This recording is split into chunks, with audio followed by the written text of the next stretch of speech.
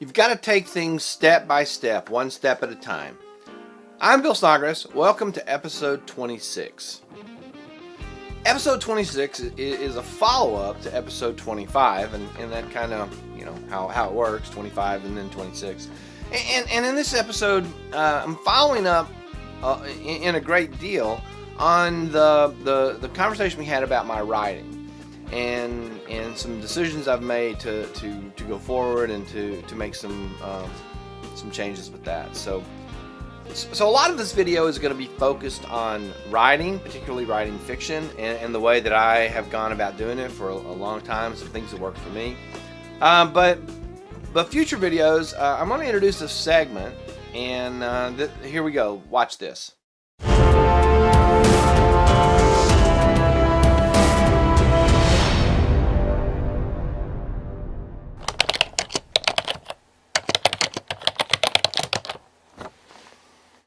In this segment of How Goes the Writing, okay, so this is the first segment, and pretty much this whole video is going to be about how goes the writing. So, but that's going to be my intro from future videos for little segments on the writing process and how things are going. So to be specific about the forthcoming, or whatever you want to call it, the work that I'm about to start doing. I don't really have a concrete plan, but I know I'm gonna have a plan, and whatever that plan is, I know the first step in that plan is going to be to get the first manuscript, literally absolutely perfect, or as perfect as I'm able to get it. And the last time I went through, I found a couple of scenes where I thought, man, the dialogue here is a little bonky, or here's this.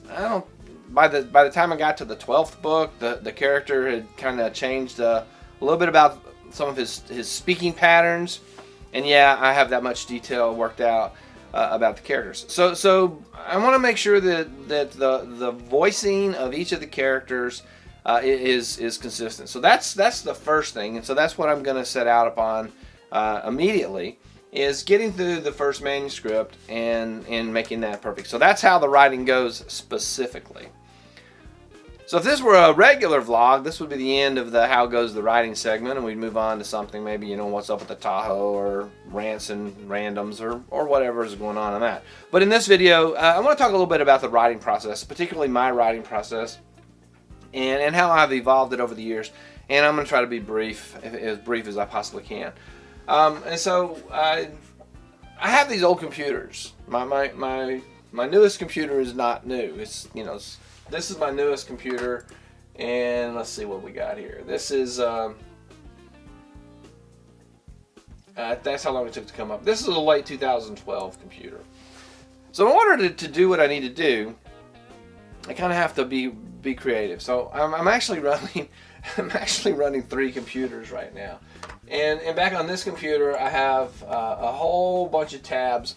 This is reference material for the series and for the world and everything. And at the time of this video, there's like 12 books are done, and there's literally millions of words in this, like 1.4 million words in this series over all the books.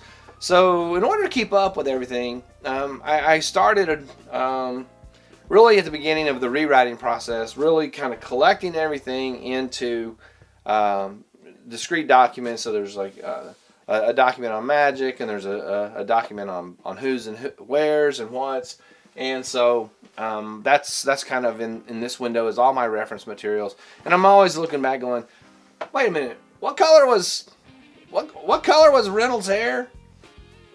So I'll go back and check it out. So I want to be very consistent, and I think that would be if I'm giving tips to fiction writers, is the first thing you need to do is as you're planning and as you're creating the characters, you need to record that in a auxiliary document, so that you can refer back to it when 6 months later that character from scene 1 shows up in chapter 22, and you're like, wait, and then you're having to go look for it if you've got it all in a reference doc. So that's my first tip. So that's all running on, now to the technology, my weird technology. That's all running on this old computer. So the main computer that I type on is the one that's directly in front of me. So this is a manuscript.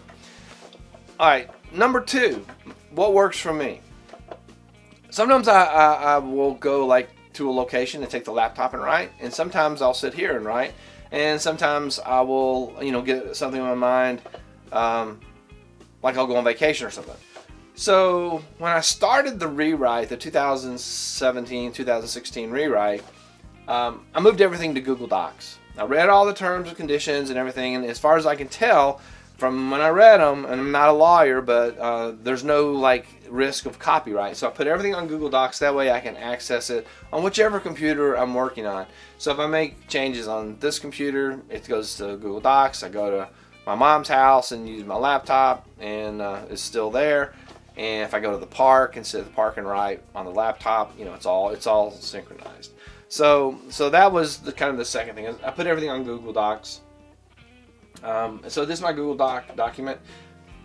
Tip number 3 for writers: go ahead and get it in manuscript format to start with. Now, in my writing club, I have a lot of kids who want to just I'll just do it my own way. I'm not going to use tabs for a paragraph. That's so old-fashioned. Unfortunately, the publishing world still expects, tabs for paragraphs and periods at the end of the sentence. And weirdly enough, capital letters and things like that. So go ahead and put it in proper manuscript form. Also, I have maps. And the map is actually on this computer over here, which you can't see in the camera, but I'll scroll over. I'll show you a B-roll. So the map is actually running on the laptop, but the laptop is over there, and it hurts my head to look that far. So I just screen share. I screen share the laptop from here onto this screen so that I don't have to look so far away.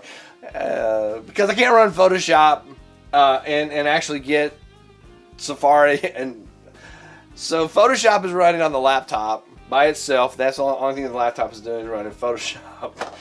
So that's how I'm working this out with all the old raggedy computers. So I've got I have this application called Teleport that allows me to move the mouse from one computer to the other.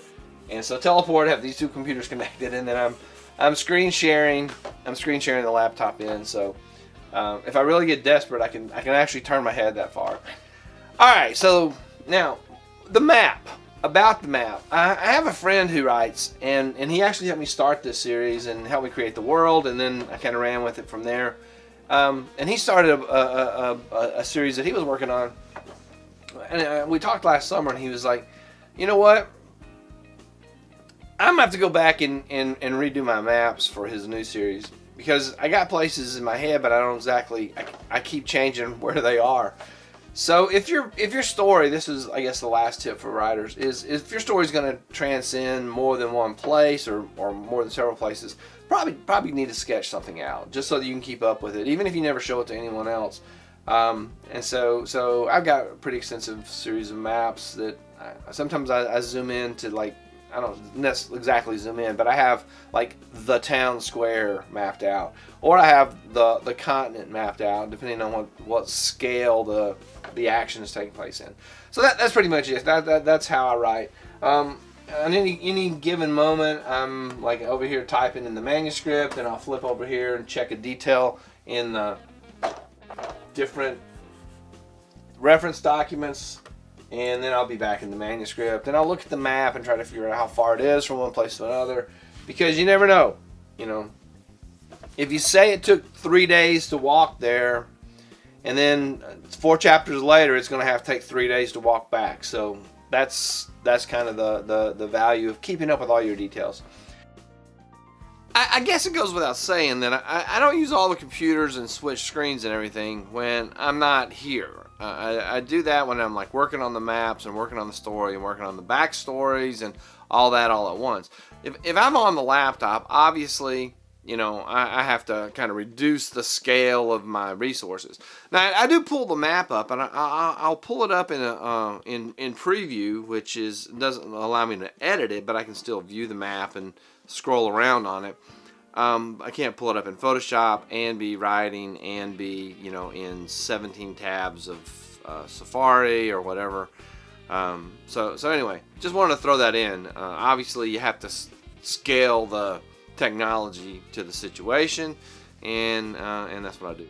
So if I'm on the laptop, I'll have 1 or 2 tabs of Google Docs up, and then I'll have like the map open in preview. So I just want to make that clear. I don't think anybody would have expected that I take 3 computers and 3 monitors and a laptop and go to the park and try to write. But I just want to clarify that. So anyway, so this is pretty much episode 26. Is me pointing at screens and talking about my writing process.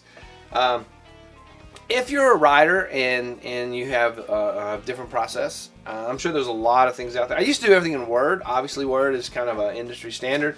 And probably at some point, if I go back to to a publishable manuscript of some sort, it's going to probably end up back in Word. But basic formatting from Google Docs will transfer back to Word fairly accurately without a lot of fuss. So if you have a method that you're using, and I know there's a lot of writing applications specifically for fiction writing. If you have, maybe share some comments what you think works for you, and share that with anyone else who watches this video. But this works for me. It also allows, by using Google Docs, I can share it with my beta readers, who can easily access it. I can give them read-only permission, and they can access it from wherever they are, and we're not shuffling papers back around. And I can set it up, and they can leave me comments, or they can email me comments about certain sections. So it works out really well. So that works for me. What works for you? My normal vlog people, you're probably like, what in the world just happened? And you know me, I'm just kind of all over the place. So thanks for watching, those of you who stuck it out. If there's any new watchers who maybe found this through a keyword or something, welcome to the channel. I don't know, that's kind of weird, I've never said that before. Anyway, like, subscribe, comment, share, all those things. I'd love to have that happen. And we'll see you in the next episode. We'll kind of get back to the regular stuff and go from there.